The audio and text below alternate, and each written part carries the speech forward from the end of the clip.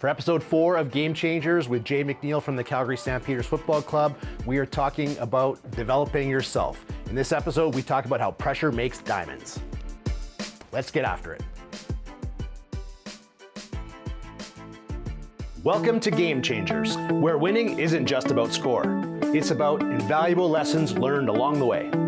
Join me, Rob and Finley, as we delve into the parallels between sports and business. Remember, we never lose. We either win or we learn.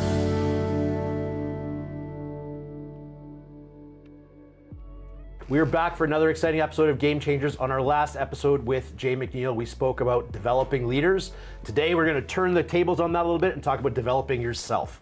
Let's get right into it, Jay. First question for you. What leadership challenges are you working on right now? Yeah. Well, I think it's probably not a surprise for anybody that follows the CFL. And, coming out of the pandemic, the league, and I'll say specifically the Calgary Stampeders as well, have not recovered from the impact of the pandemic. And, attendance is down at the stadium. It's people have learned to fill their times during this with other things to do. And so really it's how do we get back to where we want to be? How do we achieve our goals as a business? And from a leadership perspective is, what is it going to take, from the individuals on our team to get us to where we need to be and that commitment. And so again, it goes back to talking about vision and expectations and communicating those pieces. They said, this is not going to be easy. This is going to take a lot of hard work, and we need, every minute of every day from everybody in order to achieve those goals. Yeah, you have that's a big challenge on your hands. I mean, the CFL has its challenges anyways, right? Just with the structure of the league, the weather, facilities, all those things. Yeah, all the challenges. So to throw that in, you're really being tested here on developing your leadership skills for sure. Yeah, there are so many things that are out of our control. Like weather is a big one, right? We could sell all the tickets in the world, but if it's minus 20 and snowing, we're not going to have that many people at the stadium. So that means we have to take care of everything that we can control, and the commitment that it takes to, and the attention to detail on those things, that's the leadership challenge. Do you communicate that one with your team a lot? I think control you can control. I think being able to yourself learn that is a huge skill, but then being able to pass it on can be really beneficial. I think part of my training as an athlete, I like to control my environment. Yes. And my wife doesn't like that very much. But I've learned, I know that is, I would say, a fault of mine. And so, worry about the things you can control, and you have to be able to, maybe worry less about the things you can't control. I mean, still, I'm watching the weather forecast leading into a game, right. How is that going to impact us? Yeah. But you got to watch, but there's nothing you can do. Nothing you can do. So at the end of the day, though, if you've done everything else that you can to be successful, then you can go, okay, I can sleep tonight because I know we've taken care of part of our business. So we've checked all the boxes, and the rest is in Mother Nature's hands, or exactly. Whatever else comes from there. So here's a tricky one for you. What are some of the leadership/coaching development trends you've seen recently that interest you?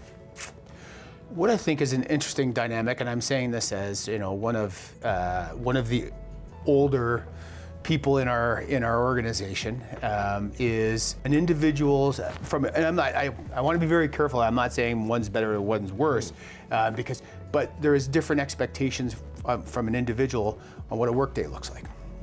That's one example, or how you communicate, whether it's via Teams or email or text, as opposed to I like face-to-face. I like being in the office. I like getting people together because I think there's that collaboration piece and that team piece that you build. Not everybody thinks that way, and I think it is as a leader you need to be open to understanding that not everybody thinks the way you do, and maybe there's a better way to do things. And it's a really interesting dynamic because you get some pretty great ideas that way, even though it makes you uncomfortable. Sure. Right. I think it's really good to use there's I agree with you. I like the face-to-face as well. Yep. Sort of the older methods and the newer methods. There's some real value in things that you can do by an email or a text that's super quick, but then also sort of bringing some of the people maybe out of their shell, like you said, through the COVID times. People have been kind of hemmed up and stuck inside. I started doing that with some of my sports teams, just getting young players who hadn't really had one-on-one or those type of team meetings as much,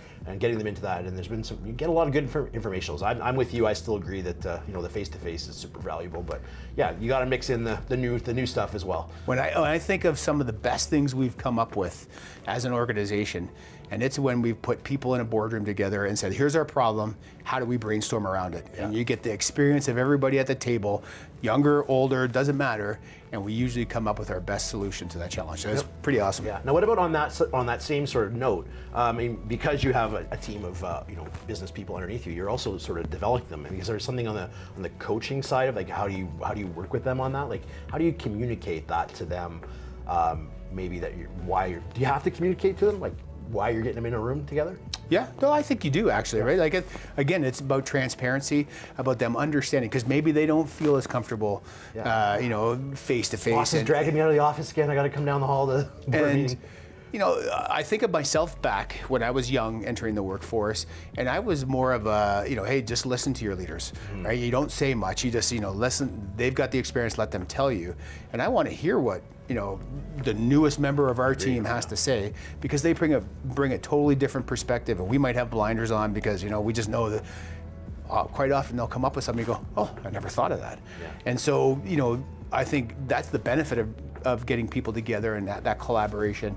But I think it's also good to explain why we're doing what we're doing. Yeah, fresh eyes on the problem always helps. And if they know that that's why they're there, that helps too. So I think that's an important one. Where do you see yourself growing in the coming year as a leader, as a business person, as a dad, a husband, all those different things? Well, I have, I think a 21-year-old son in university. And so he's a great, great kid. But it's challenged me to think about things differently, right? He doesn't think the same way I did when I was 21, right? Like, it's different, and so which is interesting. And sometimes I have to remember that, I should be listening to him instead of telling him. Where I see we're building into the Grey Cup, we're hosting the Grey Cup in 2026. So from a work perspective, I see us transitioning into building our business in support of that Grey Cup. So it's getting us back to where we were prior to the pandemic, and so I'm really excited about that opportunity and where we're going. We're also, we've coming off a couple seasons where, we had poor performance on the field. And so how do we get ourselves back to being Grey Cup contenders? And so we want to be champions on the field, and we want to be champions off the field. And getting our organization working towards that. I think we've taken great steps towards there. We still got a lot of work ahead of us, but really excited about that opportunity, because it is an opportunity. That's the best way to look at it. There's a huge opportunity in front of you. And congratulations to you and the team for bringing that to Calgary. That's a major event, and it's always a great show. So I think people have that to look forward to. So that'll be exciting. What's interesting about that, and I agree with everything that you just said. And when we got the call from the league to say that we had been the successful candidate, it was an emotional. I had an emotional response to it. And it's because it's a sense of responsibility, for our team, to our league, but also to our city and to our province, right? Yeah. Because we're hosting the rest of Canada, and we want to make sure that we've put on the best event possible. So it is a pretty cool experience, and it's going to be so much fun to be a part of. Yeah, lots of pressure, but like I always tell my athletes, pressure makes diamonds. So there you go, right? We're in a business that has a lot of pressure, and if you don't like it, it's probably not the spot for you. Totally. So the more the better. Agreed. Yeah. Well, that's it for today's episode. I want to say thanks to Jay McNeil for being here for all these episodes. We really enjoyed the time. Jay, before we wrap up for this last one, tell them where they can find you. Absolutely. Reach out to me on an email, the letter J, McNeil @stampeders.com. Okay, that wraps up our 4 episodes here on Game Changers with Jay McNeil from the Calgary Stampeders Football Club. Check out, if you haven't watched all the episodes, go back, watch. This is 3 seasons worth. Check them all out when you can, and keep your eyes peeled for more exciting episodes of Game Changers. Thank you for joining me, Robin Finley, on this journey through Game Changers. As the final whistle blows, let's carry the wisdom of sportsmanship, determination, and adaptability into our business endeavors. Stay tuned for more enlightening discussions on the winning strategies that transcend the field and the boardroom.